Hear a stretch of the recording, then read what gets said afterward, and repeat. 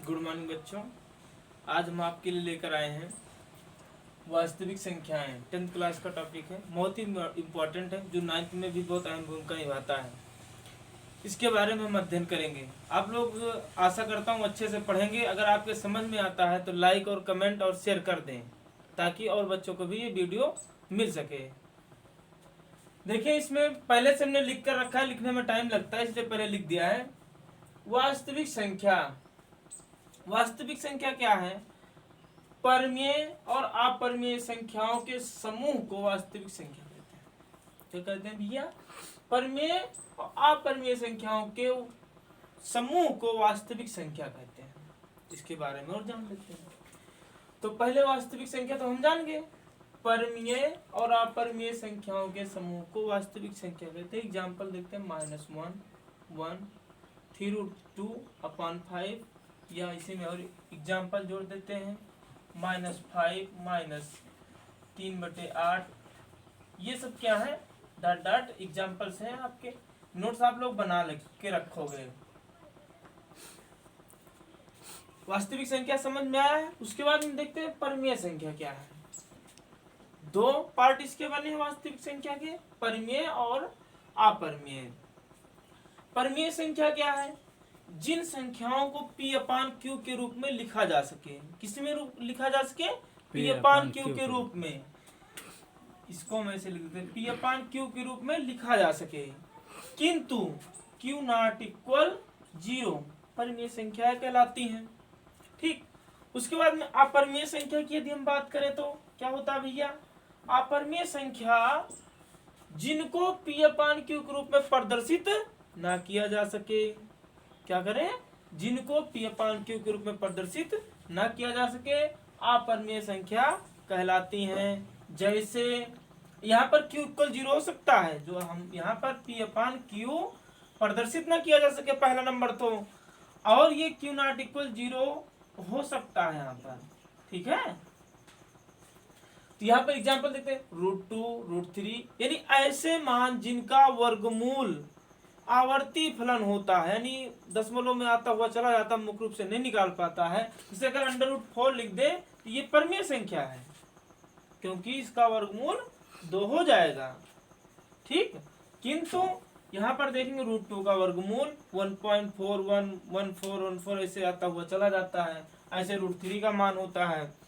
और पाई का मान अनिश्चित है, 22/7 होता है मेंसुरेशन में, और कहीं पर 3.14 लिखा जाता है।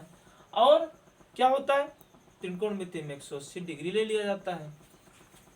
और एक क्वेश्चन आया था ये यूपी टेट में 2018 में, पाई क्या है?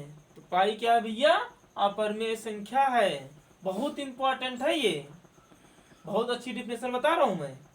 अब ये जो आपका इन्फिनाइट है, इन्फिनाइट को हम क्या लिखते हैं? 1/0, यानी x/0 भी लिख सकते हैं। तो हमने क्या बताया भैया? अगर बटे में 0 है तब भी वो क्या है? अपरमेय संख्या है। तो इन दोनों के बारे में आप लोगों ने जान लिया। अब इसके दो पार्ट है परमेय संख्या के। एक तो है पूर्णांक संख्याएं, दूसरा है भिन्न। पहले पूर्णांक के बारे में जान ले। पूर्णांक वो सभी संख्याएं आ जाती हैं जो धनात्मक हो या ऋणात्मक हो, जिसमें शून्य भी शामिल होता है। इसमें क्या होता है? संख्याएं ऋणात्मक हो या धनात्मक हो, जिसमें शून्य भी शामिल होता है, यानी डॉट डॉट इस रूप में आपका होता है। और भिन्न, भिन्न तो भैया समझना बहुत जरूरी है। भिन्न सभी लोग नहीं समझ पाते हैं। अगर किसी से पूछ लिया जाए भिन्न किसे कहते हैं, तो वो इसको भी बता देंगे भिन्न है। ये भिन्न नहीं होती भैया, ध्यान से समझ लेना, ये भिन्न नहीं होती है। तो भिन्न होती कौन है? वह सभी धनात्मक संख्याएं भिन्न कहलाती हैं, यानी सभी धनात्मक संख्याएं भिन्न होती हैं। जैसे अब हमने कह दिया -4/5, ये भिन्न नहीं है। क्यों नहीं है? किसी भिन्न का मतलब होता है, मान समझ लो पार्ट, किसी का भिन्नात्मक रूप, यानी पार्ट कितने पार्ट में है वो है। तो कितने पार्ट में है? कोई वस्तु अगर होगी तो स्वयं का एक पार्ट होगी, चाहे जो हो। प्रैक्टिकली देखिए, अगर एक मनुष्य है तो उसका एक पार्ट होगा, अपना एक पूरी बॉडी स्ट्रक्चर। एक मार्कर है ये, एक मार्कर है। अब जो चीज है ये नहीं है भैया, शून्य है नहीं है, तो उसको माइनस में कैसे पास करेंगे? माइनस में नहीं किया जा सकता ना। इसीलिए भिन्न संख्या जो है वो धनात्मक ही होती है, ऋणात्मक संख्याएं भिन्न नहीं होती हैं। भिन्न भी समझ गए आप लोग।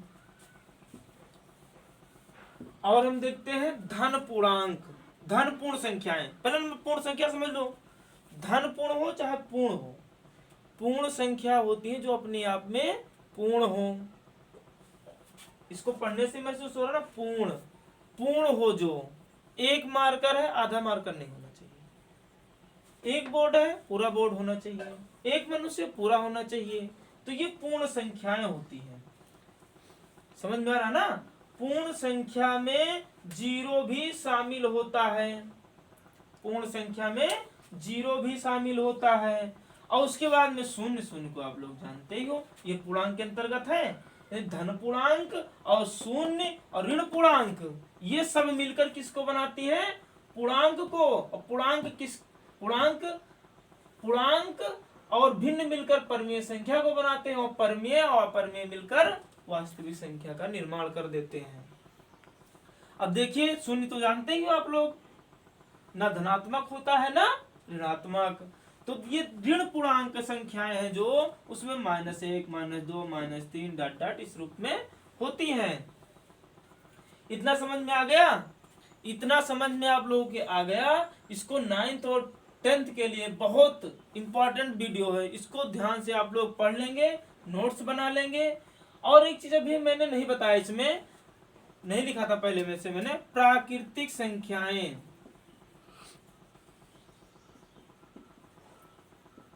प्राकृतिक संख्या क्या होती है? गिनती की गिनी जाने वाली संख्या, गिनती में गिनी जाने वाली संख्या प्राकृतिक संख्या कहलाती है।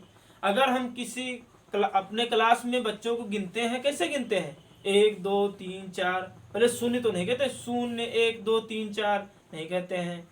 और क्या कहते हैं? माइनस में भी नहीं कहते हैं। हम ये नहीं कहते हैं -1 हो गए, -2 हो गए, वो नहीं आए, माइनस में हो गए। गिनते हैं ना 1 से लेकर, यानी जो धनात्मक संख्याएं हैं वो आपकी प्राकृतिक संख्या कहलाती हैं। एग्जाम्पल्स पूरा लिख देते हैं, 1 2 3 4 5 6 7 डॉट डॉट इस रूप में है। जितनी संख्याएं वो आपकी कहलाती हैं प्राकृतिक संख्याएं।